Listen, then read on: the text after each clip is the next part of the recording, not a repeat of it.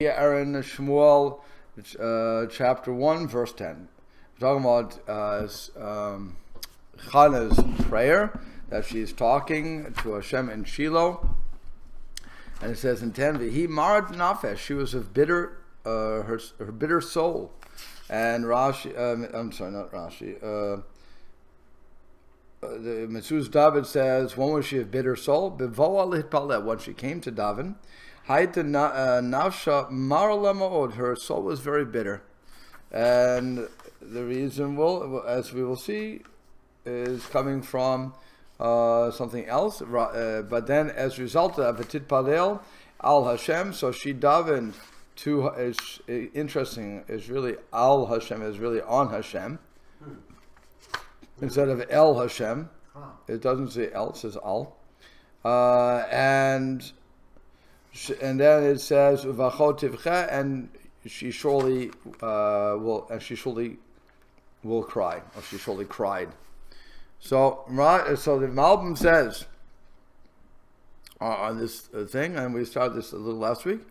Vihi, what it means, she was a bitter soul. It says Az. Then hitkabsu arba'a devarim ozrim.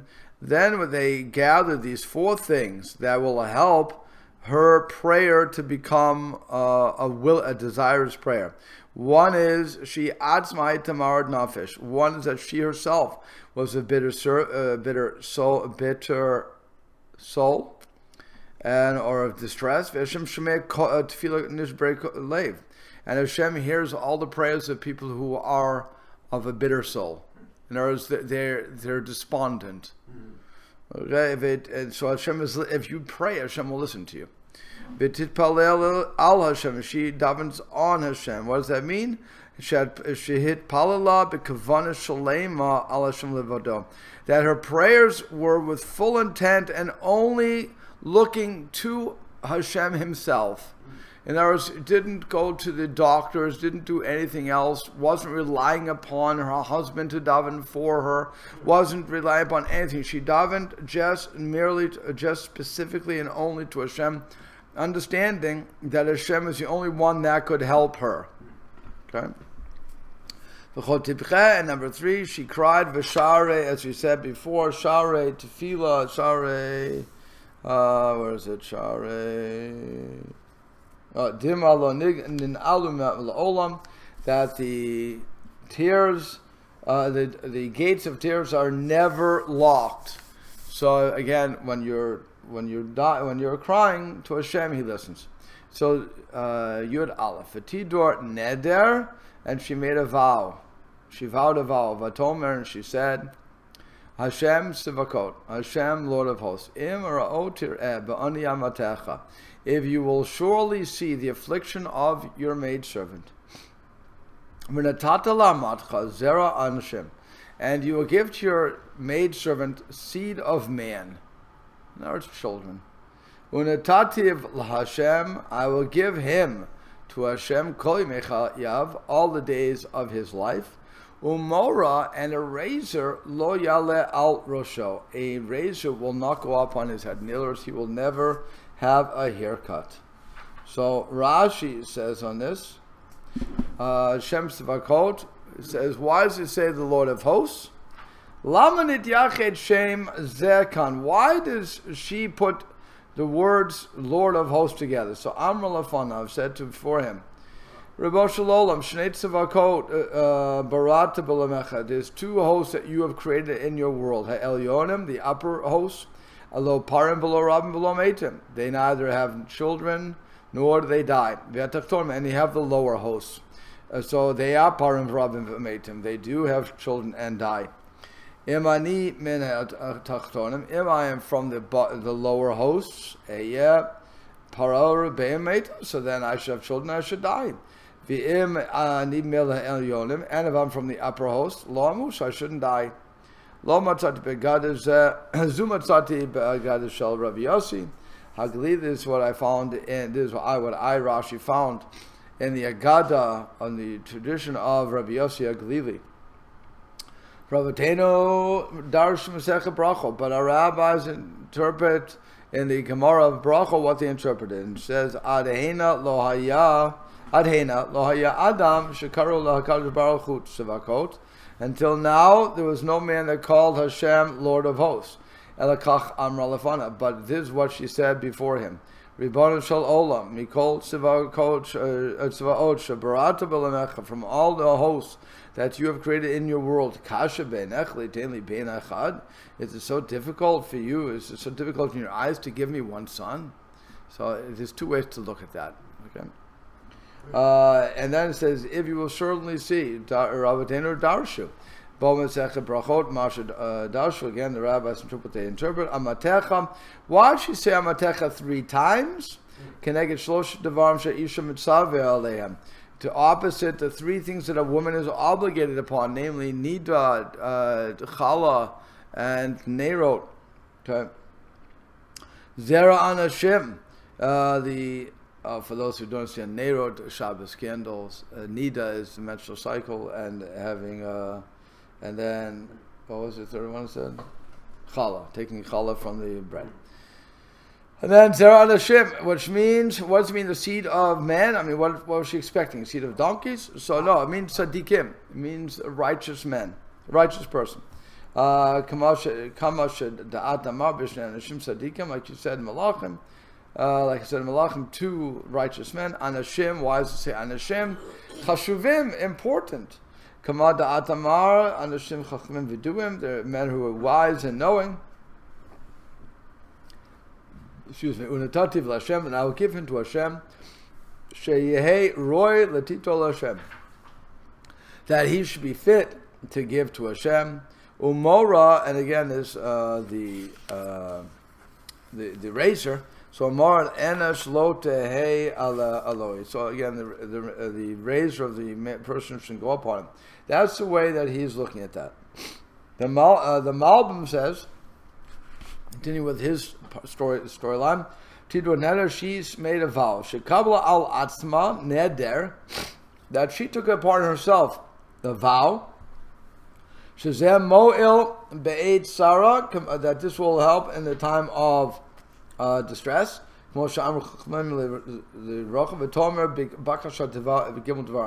She said in her request 3 things. 1, that Hashem should look and see her affliction and her distress. On this it says, if you will certainly see my affliction, the affliction of your handmaiden. And he will remember her merits and her righteousness. And on this she says, on this it says, and I will remember, and you will remember me. And you will remember me. His kira, she is kirena ata latet labain, and she's saying, she's mentioning that her remembering now would be to give her a son. Velo tishkach. And so it says, and you will not forget your maidservant. Hu bal yishkachena gam achazeh sheteled ol banim v'not sheyichyu. And you should not forget her that after you give me this child, she'll give me other sons and daughters, that they will live. In other words, I'll give you my firstborn, but I expect other kids. Okay? Amru Chachmenu Zechron Levrachav Zekatani B'Zcharim, and so the rabbis say, you remember me with males, V'al Tishkach Ben Kevot, and don't forget me with females. Fine. So she wants both males and females. And then it says, your servant will give, and you should give to your servant the seed of man. And again, he's saying the same thing as Rashi. That this seed should be important enough to stand and serve before Hashem. Lo balmum, he should not be a balmum, he shouldn't have a blemish that would stop him from serving Hashem. Uchadome velti roy lamo beheichal melech, he should also be fitting to stand in the temple of the castle of the king.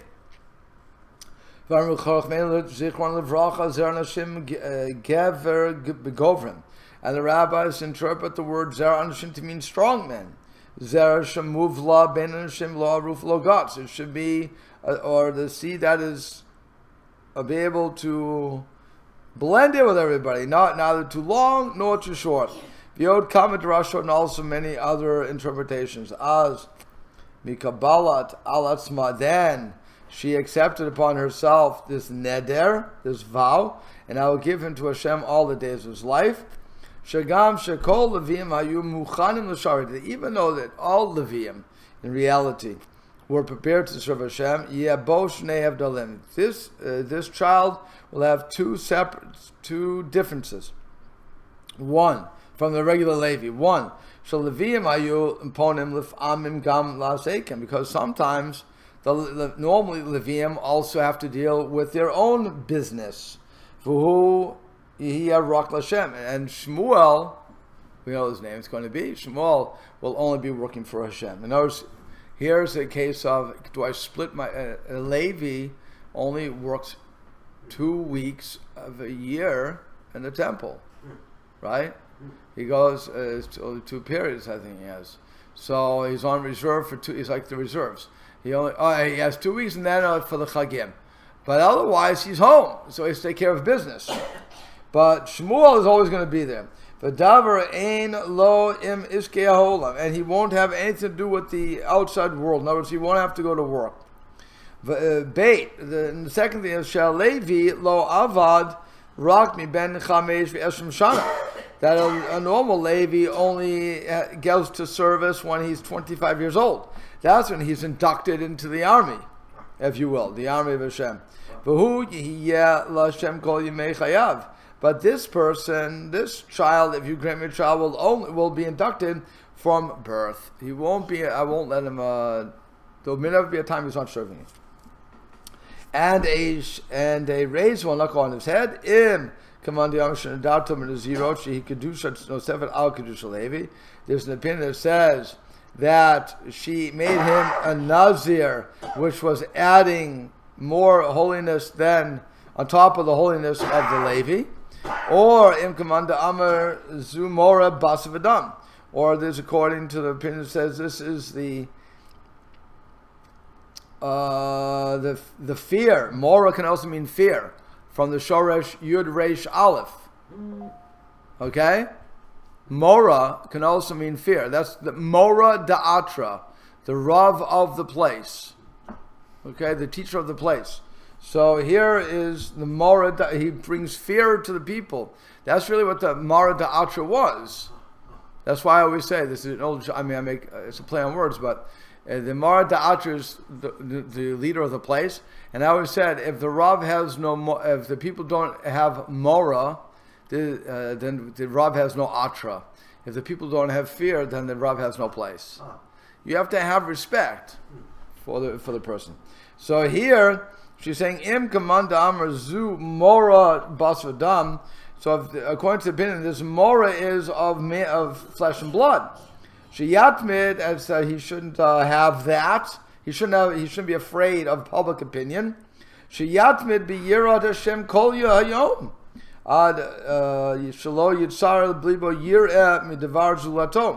Rather, he should only have fear of Hashem all the days of his life, and his heart should never form any other trepidation from anything else. Okay,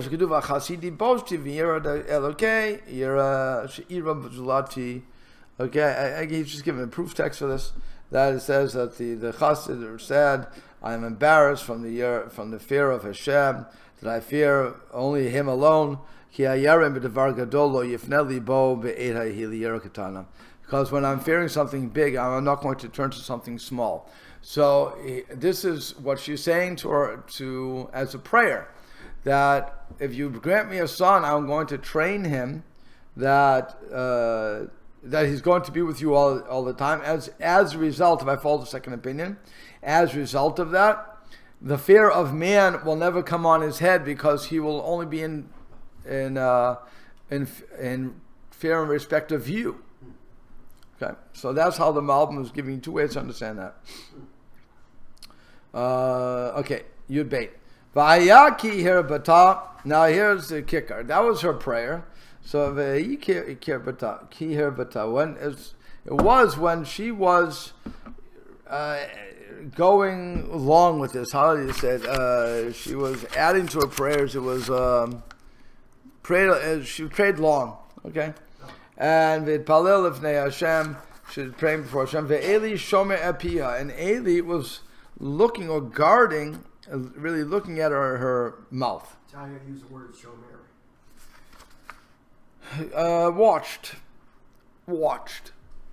Watched, guarded. Oh. Okay. He was watching what she does. Like in Shomer Shabbos. Right, guard Shabbos. Yeah, we right. usually it's translated as guard. Okay. Guard, A watch, shomer is a watchman keep, also. keep. A shomer is a watchman, yeah? Yeah. Yeah, keeper. Okay. Keeper. Okay. Huh. Yep. So it's a whole bunch of definitions there. Okay. So then the Meshudas David says simply, Hayam istakel lishmo motzes v'teh. He was looking to watch to see what's coming out of her mouth, lishmoa, to hear from her words. Okay. Want to hear what she was saying. Malbim says, now it says, Mavur etzli. It was explained to me, b'mikdash echad, in the first base of Mikdash. Sheyesh be'inyan tefillah shtei madrigot. There were two, in the times of the first base of Mikdash, there were two levels of prayer. Yesh hamid palel al yedei MCE. There was those who would pray through the intermediary. Okay, Chazan. Oh. Huh. V'hu mevakesh shuma shemevakesh shetasa b'kashata al yedei malachim malitzim maskirim zichiotav. So then he would go to the malachim, the messengers, or the interpreters, and they would mention his merits. And through their merits, Ashir Behem Yitzdak, that would make them righteous, and then that interpreter would request the help and the salvation. Kam came al yedei MCE, through that intermediary. Okay, that's why but we still have that concept. In other words, you're not feeling well, so what do? You go to the Rav and you say, Rav, daven for me. Why don't you daven for yourself? Because you're such a holy man, blah, blah, blah. You go to the Rebbe and the Rebbe gives you a bracha. Okay? All these concepts. We haven't lost those concepts. My father, of blessed memory, would always say, how can we go to the Rebbe Shalom and ask for anything with such a small group? It was very hard. I mean, obviously he did it when he davened, but philosophically, it's a very hard thing to imagine, which is why I think most people are shocked when we as Jews just daven directly to Hashem and say our brachas directly, unlike the Roman Catholic Church, which they need the priest to say the bracha over the wafer before they can eat it. Yeah. If he doesn't sanctify it, it ain't sanctified. I'm correct with that, correct? Well, that's what they told me, so I'm taking their word for it. Yeah, this is a powerful word in the pictograph. No. The pei is mouth or speak. Right. Yeah. And the lamed is the staff or the authority of the shepherd. Right. And so it means to go and speak, not speak through an intermediary, but to speak directly to authority. Right. Oh, nice. Go right to the strength. Right. To the power. Right. There you go. So, but that's, like I said, that was the first way. So you would speak through the intermediary, and that would be it. Now, and the intermediary would intercede on your behalf. V'yesh shemid palel b'li MC, and there were those who would speak daven without an intermediary. K'moshe amru chachmeinu zichronom levracha, like our rabbis have said, al tid savach lo l'michael, do not cry out to Michael, the angel Michael, and lo leGavriel, and not to the not to the angel Gavriel. Elami ka Hashem Elokeinu v'chol kareinu elav. Rather, you should only cry out to Hashem, our God, and all that you call, and with all that you called him. V'yesh. Okay, that's number one. So you have those who would daven through the intermediary, those who would not daven through the intermediaries, and they would. And so then you have a different. V'yesh shnei havdelim b'neihem b'sidot tfilatam, and there was also two paths between them when it came to the order of their prayers. Number one, Hamid Pal El Hashem below MCE, the one who would daven to Hashem without intermediary, Ein Tzarich Laharich B'Tfilato. He would not have to lengthen his prayer. It would be a very quick prayer. Because since he doesn't need to request righteousness based upon his merits, and his claims are coming through a way of justice, since he is not requesting something based upon his merits and his claims, and he's not making his claim based upon what you owe me, rather he's only coming to Hashem with the Torah, the law of kindness and grace. And like the rabbis say, that about the righteous, that even though the righteous people could certainly say, look at all the good I've done, and still now they only request a gift for nothing. In other words, tzaddikim don't go to God and say, okay, God, let's look at the balance sheet. Let's run through it. I davened in the morning with a minyan. I put on my tefillin. I wear tzitzis every day. I ate kosher. I did this. Well, based upon that, you owe me blank. That's not a tzaddik, because every tzaddik is going to understand that the very fact that I can breathe, talk, walk, and everything else from the minute I wake up to the minute I go to sleep, and that I can sleep, is all a miracle from God. And I owe God every single bit of my existence. There's never a time that I could ever do anything that would even equals making God owe me anything. You're never going to get to that side of the balance. Correct. I'm never going to do it. It's impossible. He's given me the power to do everything. So how can I say you owe me? It's not like an employee situation. An employee, I go to work, I do what I'm doing, I say to my employer, you owe me a check. Period, end. That's a contract. Yeah. Okay? It's like I was saying, where we left off last week.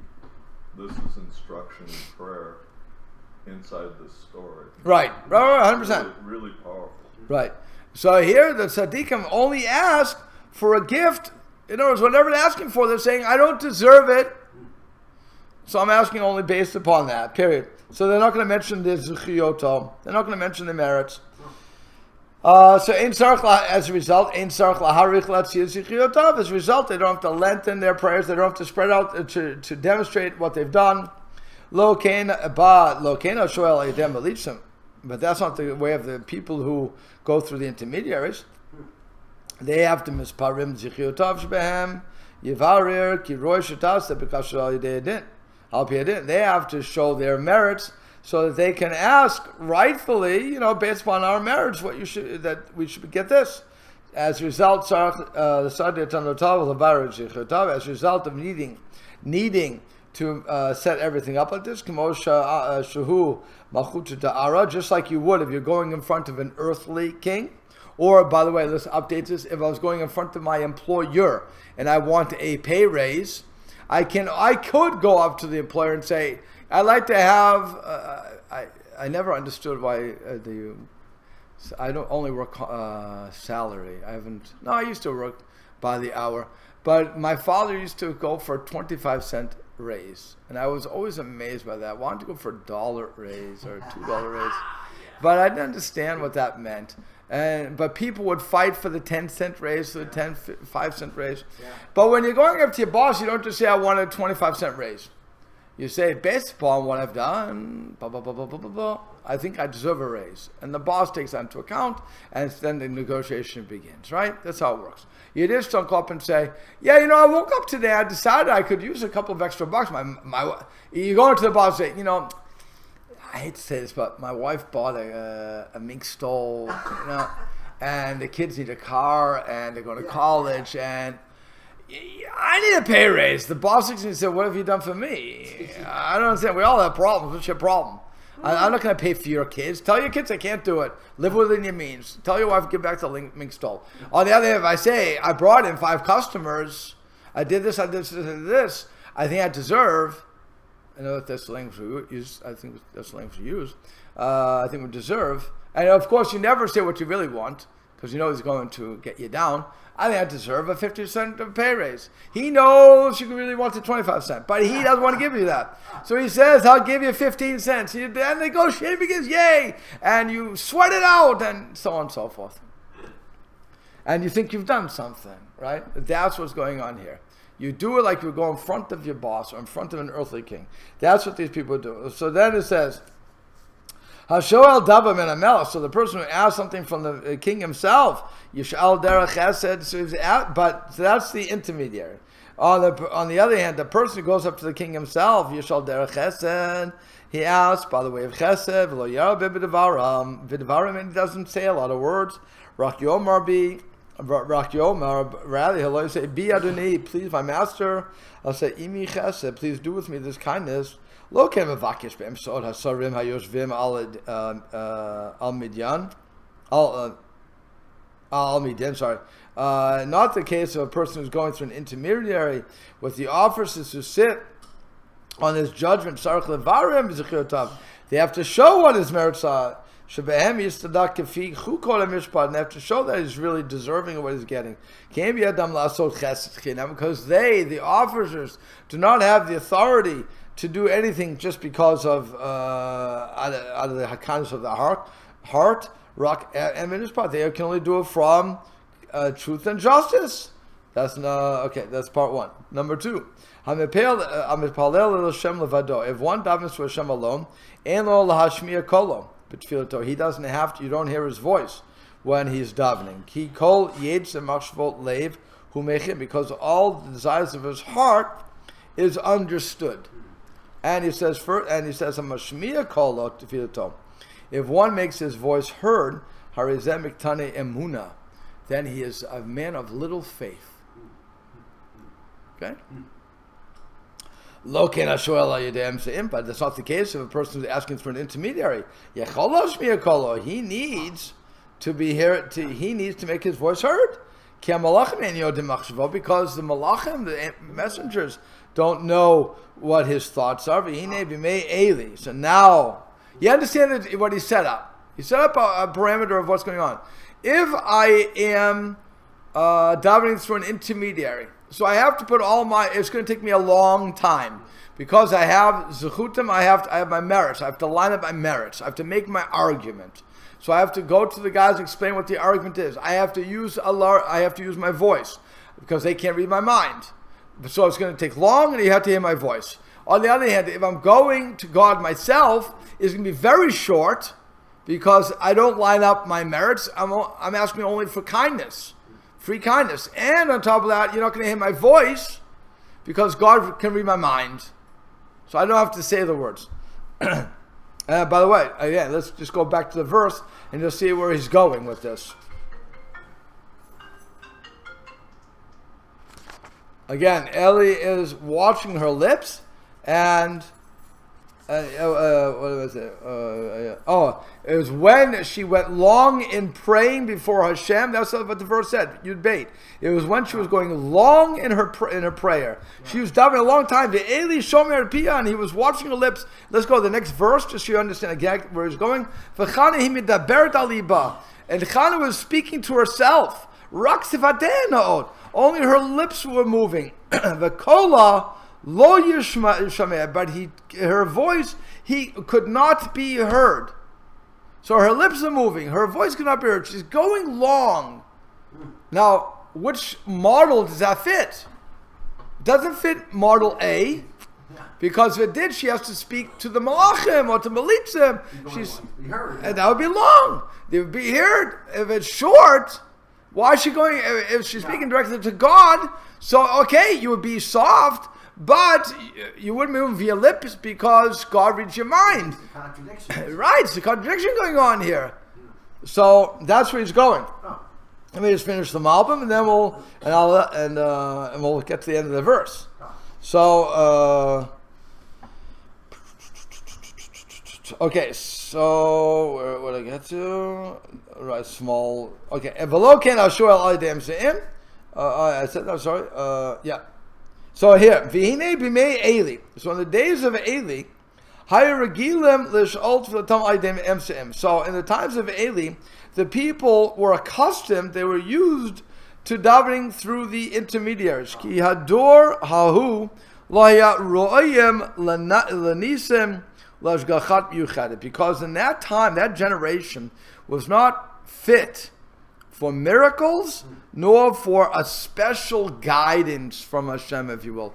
They didn't see hashgacha pratit. In other words, anything that happens to you or to me, we understand today as hashgacha pratit. It is exactly what God wanted. So as in other words, after going through hundreds of years of Yeshua and then Shoftim, they've fallen off the derrick. Oh yeah, they've lost that. They've lost it. They're not connected. They're not connected. And by the way, again, I'm going to throw this out at people. Today, we're also not connected. Yeah. We don't see most of what's going on around us. This was a few hundred years ago, but a few thousand years. Right. So so that's why I'm saying you have these situations. Therefore, people, because they didn't have these connections, they would go long in their prayer. And they would also daven loud. So when he saw Chana going long in her prayer, he thought that she was also davening that way. Because if she wasn't going through the intermediaries, she should not have taken so long. And really our rabbis say, because she was going so long in her prayers, some people say because she went so long with her prayers, Shmuel's life was cut short. That's a strange thing. So therefore Eli who shamar epia, he watched her lips, he watched her mouth. Which means he wanted to hear her prayer. Because she thought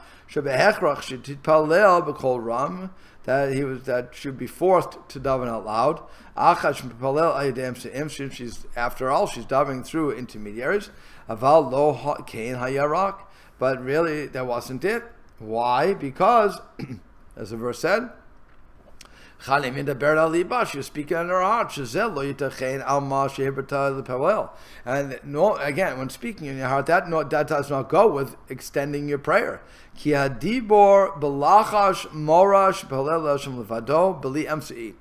when you're davening quietly, it shows that you're davening just to Hashem without the intermediary. And like we said, you shouldn't go long at your prayers at that point. As a result of that, the verse says, Eli lishikara. Eli thought that she was drunk. I want you to think about that. Okay? We learn from Chana how to daven. Yeah.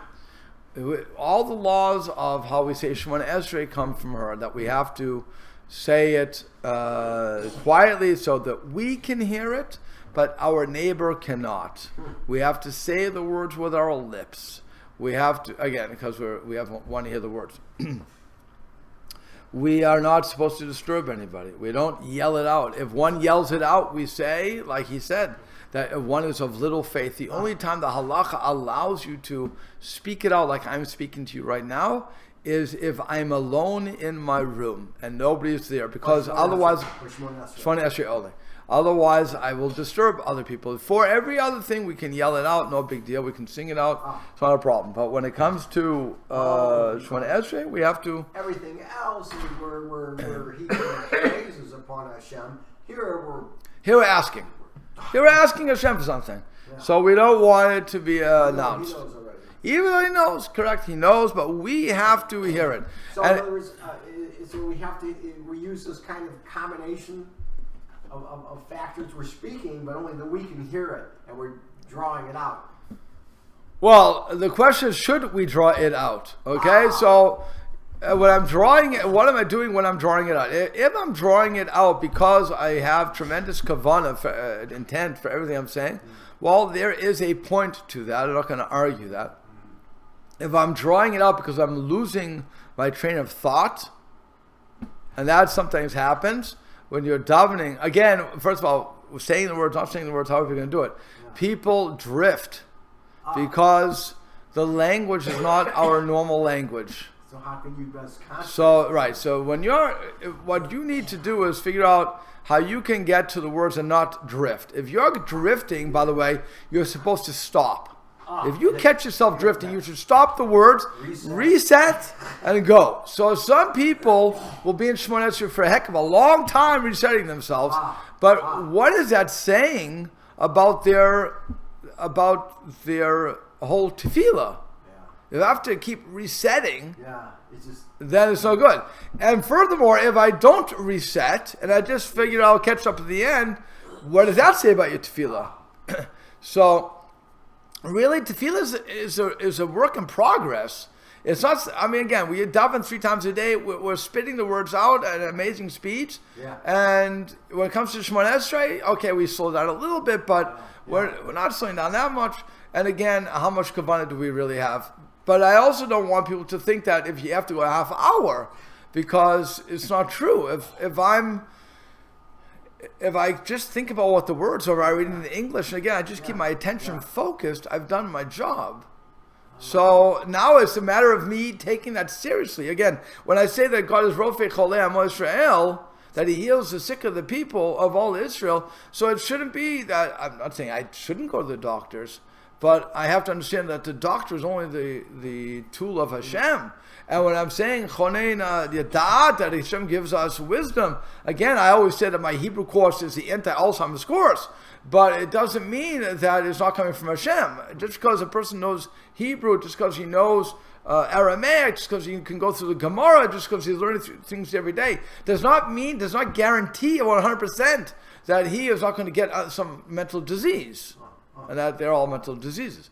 So it doesn't mean that. Just because I keep the Torah doesn't mean nothing is going to happen to me. Doesn't mean that.